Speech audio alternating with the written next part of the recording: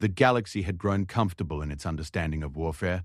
For 3 millennia, the hegemony had expanded across star systems with calculated precision, our military doctrine refined through countless conquests. We understood strength, the brutal application of superior firepower, the psychological weight of overwhelming numbers, the inevitable surrender that followed the demonstration of absolute power. What we did not understand, what none of us could have anticipated, was the peculiar nature of human resilience when stripped of everything but choice itself. The human colony on Kepler 442b, designation Sorrow's End, represented everything the hegemony had come to expect from Terran settlements. A modest population of 12,000 souls, primarily agricultural with limited defensive capabilities.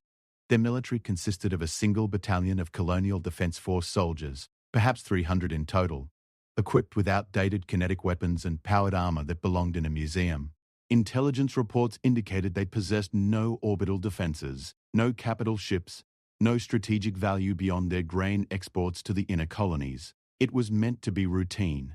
Warlord Kethvan, commanding the 3rd Assault Fleet, had been tasked with what amounted to little more than a training exercise for his younger officers. The humans would surrender upon seeing our dreadnoughts darken their sky, as they always did. The colony would be processed, its resources catalogued and redistributed, its population relocated to work camps where their industrious nature could serve the greater good of the hegemony. By all calculations, the entire operation should have concluded within 6 standard hours. The first indication that something was different came from Lieutenant Yexmore's reconnaissance report. The humans had not fled. This was unusual but not unprecedented. Sometimes primitive species required a demonstration of force before accepting the inevitable. More puzzling was their apparent lack of panic. Colonial populations typically descended into chaos as our ships approached, governments collapsing as officials attempted to negotiate or escape. Instead, Sorrow's End continued its daily routines with an almost supernatural calm. Warlord Kethvan, a veteran of 47 successful conquests, found this behavior mildly amusing. He was a massive Vortak, standing nearly 3 meters tall with the characteristic bone crests that marked him as military nobility. His scarred carapace bore the ritual scars of his victories, each mark representing a world brought under hegemony control. In his mind, human stubbornness simply meant the lesson would need to be more decisive. The landing commenced at dawn, local time. 5,000 hegemony troops descended in assault pods, their black armor gleaming in the morning light. The human settlement sprawled across a river valley surrounded by golden grain fields that swayed in the gentle wind. It was almost picturesque, the kind of place poets might write about before the necessities of conquest erased such sentimentality. The humans had assembled in the town square, as intelligence had predicted they would. But instead of the cowering masses Kethvan expected, he found them standing in orderly ranks, men, women, and children together, their faces turned toward the sky with expressions he couldn't quite categorize. Not defiance exactly, nor fear, but something else entirely, something that stirred an unfamiliar unease in his warrior's heart. At the center of this gathering stood a woman of perhaps 40 standard years, her brown hair streaked with premature gray, her clothing simple work attire marked with the honest dirt of agricultural labor. She was not impressive by any conventional measure. Average height for her species, slight build, hands calloused from manual work, yet something about her posture, the way she held herself as 5,000 alien warriors surrounded her people, commanded attention. Kethvan strode forward, his boots crushing the human flowers that lined their pathetic excuse for a town center. Behind him, his soldiers raised their weapons, the distinctive hum of charging plasma rifles filling the air. This was the moment when resistance crumbled, when the reality of their situation overwhelmed whatever foolish notion of heroism had possessed them. "I am Warlord Kethvan of the 3rd Assault Fleet," his voice boomed through the universal translators mounted on his armor. "By the authority of the hegemony, I claim this world and all upon it. You will surrender your weapons and submit to processing. Any resistance will result in immediate termination." The woman stepped forward, and Kethvan noticed something that would haunt his remaining days. She was smiling, not the desperate grimace of someone trying to appear brave, not the manic expression of madness, but a genuine smile that reached her eyes and transformed her unremarkable features into something luminous. "Welcome to Sorrow's End," she said, her voice carrying clearly across the square despite speaking barely above conversational volume. I'm Elena Vasquez, the elected administrator of this colony. We've been expecting you. The simplicity of her response caught the warlord off guard. No pleas for mercy, no attempts at negotiation, no futile declarations of independence. Just a greeting, as if she were welcoming neighbors to a community gathering, rather than addressing the conqueror of worlds. One of his lieutenants, Kreksnov, stepped forward with a sneer that exposed his predatory fangs. The human speaks as if she has a choice in this matter. His translator rendered the clicking sounds of his language into cold, mechanical tones. Perhaps she doesn't understand her position. Elena's smile never wavered as she turned to face the lieutenant. Oh, I understand perfectly. You're here to take our world, relocate our people, and add another victory to your collection. She paused, her gaze moving slowly across the assembled soldiers. But I think you're the ones who don't understand your position. Kaxnoth's mandibles clicked in what might have been laughter. Enlighten us, little human. What position is that? You're standing in a place called Sorrow's End, Elena said, her tone remaining conversational despite the weapons trained on her. Do you know why it's called that? The question was so unexpected that several of the hegemony soldiers exchanged glances. Kethvan felt his irritation growing. Primitive species sometimes attempted to delay the inevitable with meaningless chatter, but this felt different somehow. The woman spoke as if she held information that mattered, as if naming their settlement had been a deliberate choice with significance beyond mere sentiment. It's called Sorrow's End, Elena continued when no one answered, because this is where we came to leave our old sorrows behind. Every family here, every individual, chose this place specifically because we'd already lost everything that could be taken from us. She gestured to the people assembled behind her, and for the first time, Kethvan truly looked at them. He'd assumed they were typical colonists, farmers seeking a new life, perhaps refugees from economic hardship or political instability. But studying their faces more carefully, he began to notice details he'd initially overlooked. The man standing beside Elena bore the distinctive scarring of someone who'd survived orbital bombardment. The woman holding two small children had the 1,000-yard stare of combat veterans. An elderly man leaning heavily on a walking stick wore the faded uniform of a Terran Marine, his chest displaying ribbons that spoke of battles in conflicts Kethvan recognized from military history. My husband died in the Centauri Rebellion, Elena said, her voice steady despite the pain that flickered across her features. My children were killed when raiders hit our transport during the evacuation. Marcus over there lost his entire unit holding the line on Proxima while civilians escaped. Sarah's homeworld was strip-mined by corporate interests that cared more about quarterly profits than the families they displaced. She spread her hands, encompassing the entire gathering. We're all here because we've already been through the worst that life can offer. We came to Sorrow's End not because it was safe, but because we'd already paid the price that safety demands. Lieutenant Keksnoth shifted impatiently, his weapons targeting laser painting a red dot on Elena's chest. Your sorrows are irrelevant. You will comply, or you will die. The choice is simple. Elena's smile broadened, and something in her expression made Kethvan take an involuntary step backward. You still don't understand. You think the choice is between compliance and death, but that's not the choice we're making. She turned to address her people, her voice rising just enough to carry to every corner of the square. My friends, my chosen family, they're offering us exactly what we came here to escape. Fear, helplessness, the agony of watching everything we love destroyed while we stand by unable to act. A murmur ran through the assembled colonists, not of fear, but of what sounded almost like recognition. Kethvan's combat instincts, honed by decades of warfare, began screaming warnings he couldn't quite articulate. Something was wrong here. Fundamentally wrong with everything he understood about conquest and surrender. The choice, Elena continued, her eyes now locked with Kethvan's, is between being victims again or choosing how our story ends, between dying as slaves or living free for whatever time we have left. She paused, and when she spoke again, her words carried the weight of absolute certainty. We choose freedom. What happened next would be analyzed by military strategists for generations, though none would ever fully understand the mechanics of what the humans simply called the stand. It began with Elena's smile, that inexplicable expression of joy in the face of overwhelming odds, but it spread, person by person, until every human in the square wore the same expression. Not defiance, not madness, but something that transcended both. Lieutenant Kaxnoth, perhaps sensing his authority slipping in the face of behavior he couldn't categorize, raised his weapon. "Enough of this nonsense, you will—" His words cut off as he discovered he couldn't complete the motion of aiming. His arm trembled with effort, but the weapon remained pointed harmlessly at the ground. Around the square, similar struggles were playing out as 5,000 hegemony soldiers found themselves unable to raise their weapons, unable to advance, unable to do anything but stand frozen while the humans watched with those terrible, knowing smiles. Kethan tried to move and felt as if he were trapped in solidified atmosphere. His limbs responded sluggishly, as if moving through dense liquid. When he attempted to speak, his voice emerged as a whisper despite his intention to roar commands. What are you doing to us?"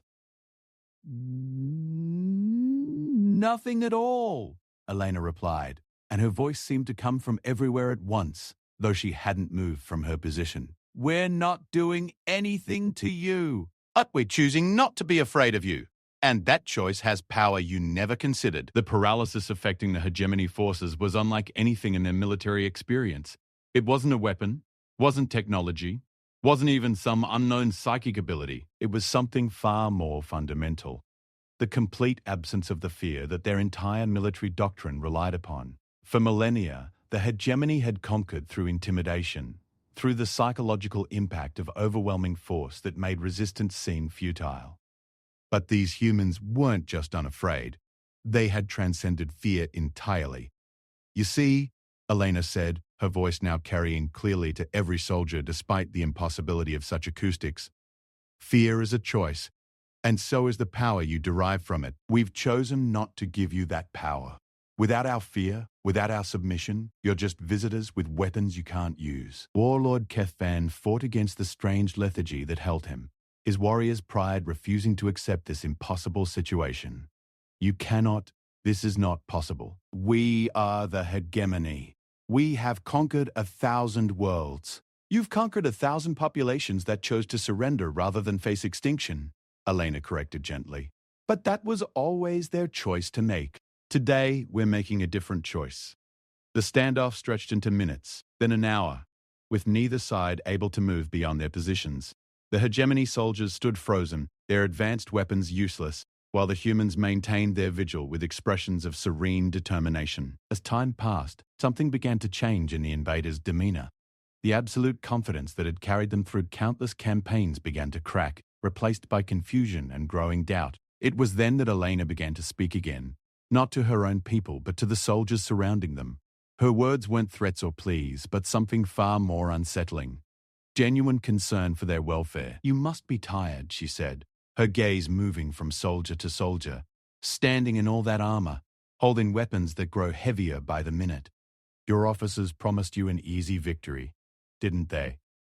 Another routine conquest to add to your record." She shook her head sadly. "But there are no easy victories. Every world you've taken has cost you something, even if you don't realize it." Several of the younger soldiers shifted uncomfortably, and Kethan realized with growing alarm that his troops were listening to her, not just hearing her words, but actually considering them. "What has it cost you?" Elena asked, "conquering all those worlds? How many of your own people died to take planets that didn't want to be taken? How many families were separated? How many children grew up without parents because the hegemony needed to expand?" Her voice carried genuine sorrow now. "And what do you have to show for it? More territory to defend, more populations that hate you, more enemies gathering in the dark between stars." A young hegemony trooper, barely past the age of combat training, found his voice. We bring order. We unite the galaxy under one rule." Elena's expression softened. "Oh, sweetheart, look around you. Does this look like order to you? Does standing frozen in a square in a world you've never seen before, pointing weapons at farmers and children, feel like unity?" She took a small step forward, and miraculously, none of the soldiers prevented her movement. "You're here because someone else decided this world needed to be conquered. Did they ask you what you thought? Did anyone explain why 12,000 people growing food needed to be enslaved?" The questions hung in the air like accusations, and Kethvan watched with horror as doubt spread through his ranks like a contagion. This was worse than enemy fire, worse than any conventional resistance. The human woman was attacking something fundamental to hegemony military doctrine. the unquestioning acceptance of authority that made their vast war machine possible. You think strength comes from making others weak, Elena continued, now addressing the assembled soldiers as if they were students rather than invaders. You think power comes from taking choices away from people, but real strength, the kind that can never be destroyed by others, comes from making the hardest choice of all, choosing who you want to be when everything is taken from you except that choice itself. Another soldier, this one older and bearing the scars of many campaigns, spoke up despite himself. What choice are you making? Elena's smile returned, and in it was something that transcended triumph or defeat. We're choosing not to hate you. Even though you came to destroy our lives, we're choosing to see you as people who've been lied to, told that conquest equals strength when it actually makes you weaker with every world you take. She gestured to the peaceful valley around them. We're choosing to show you what it looks like when people stop being afraid of power that depends on fear to function. The psychological effect of her words was devastating to hegemony morale. These soldiers had been trained from birth to view conquest as inevitable, their victories as proof of inherent superiority, but faced with opponents who refused to acknowledge their power, who looked at them with pity rather than terror, their certainty began to crumble. Kethvan tried one last time to reassert control. You cannot, we have ships in orbit. We can destroy this entire colony from space.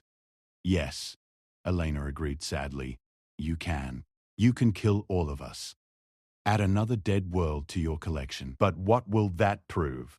That you're strong enough to murder farmers? That the mighty hegemony needed an entire fleet to defeat 12,000 unarmed civilians? She shook her head. Every world you've taken by force has made you smaller, not larger. Every population you've enslaved has diminished you. And if you kill us here, you'll just be proving that the only power you really have is the power to destroy. The truth of her words settled over the square like a heavy blanket. The hegemony soldiers looked around at the peaceful settlement, at the children standing calmly beside their parents, at the elderly veterans who waited with patient dignity. For the first time in their military careers, they were forced to see conquest from the perspective of those being conquered. Lieutenant Keksanov, perhaps sensing that their entire worldview was under assault, made one final attempt to restore the familiar order of things. Your philosophy is meaningless without the power to enforce it. Words cannot stop plasma rifles. Eleanor nodded thoughtfully. You're absolutely right. Words can't stop plasma rifles. She paused, looking directly at him. But plasma rifles can't stop an idea whose time has come, either. And the idea that people have the right to choose their own fate, even when faced with overwhelming force, is spreading faster than your ships can travel.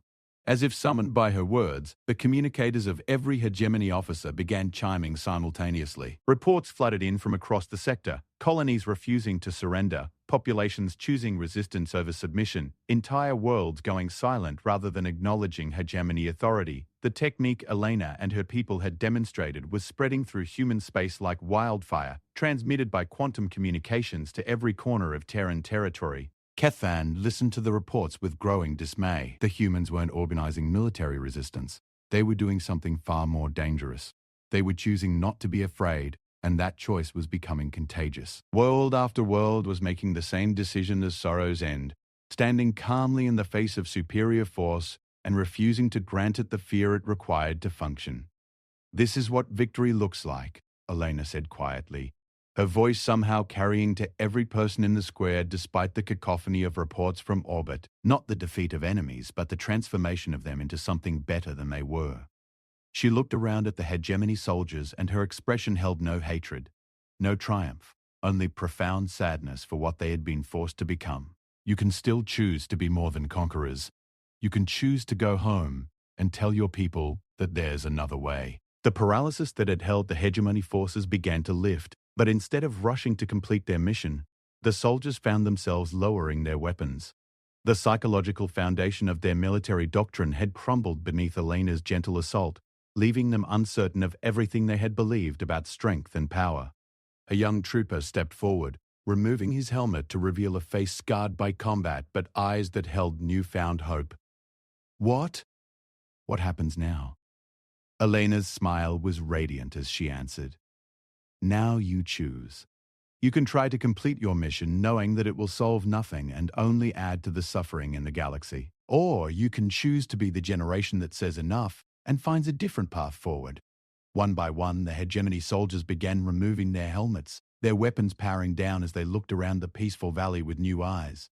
Some wept openly, the weight of countless conquests suddenly visible to them in a way it had never been before. Others stood in stunned silence, struggling to process the collapse of everything they had been taught about strength and victory.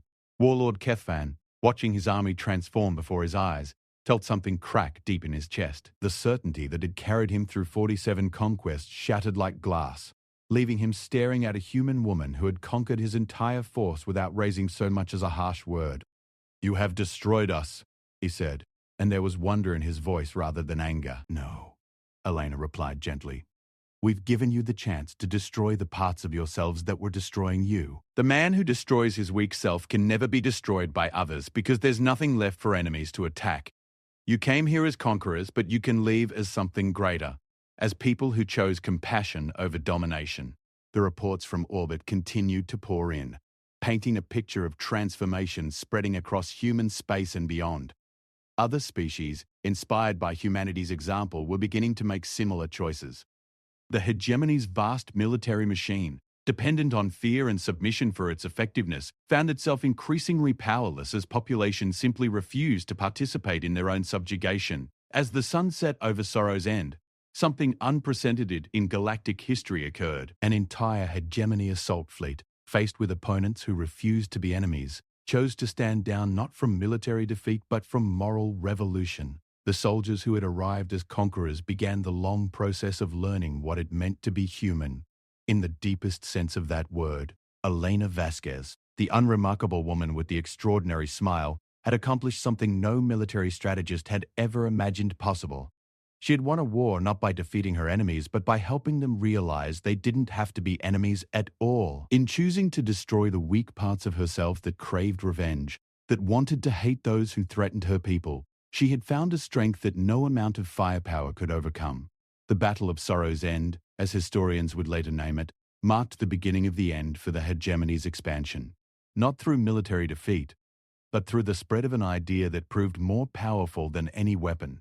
The idea that true strength comes not from the ability to destroy others, but from the choice to transform oneself into something worthy of the freedom one claims to fight for. In the years that followed, Kethvan would become one of the most vocal advocates for hegemony reform, traveling from world to speak about his experience on that small agricultural colony, where he learned that the greatest victories come not from crushing one's enemies, but from helping them become allies. The soldiers who had served under him that day became teachers, sharing Elena's lesson that the man who destroys his weak self, the part that needs others to be weak in order to feel strong, can never be destroyed by others, because he has already chosen to become something greater than what his enemies expect. And in a small valley on a world called Sorrow's End, Elena Vasquez continued to tend her gardens and raise her adopted children, her smile a testament to the power of choosing love over fear, strength over domination, and hope over despair.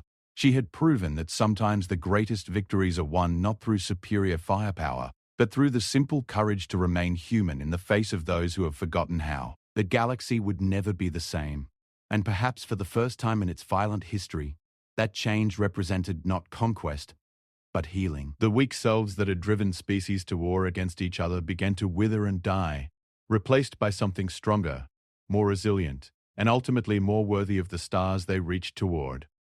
Elena's lesson echoed across space and time. True invincibility comes not from the power to destroy others, but from the wisdom to destroy the parts of ourselves that require others' destruction to feel whole. In the end, she had shown them all that the greatest strength lies not in conquest, but in the choice to become worthy of the peace one claims to seek.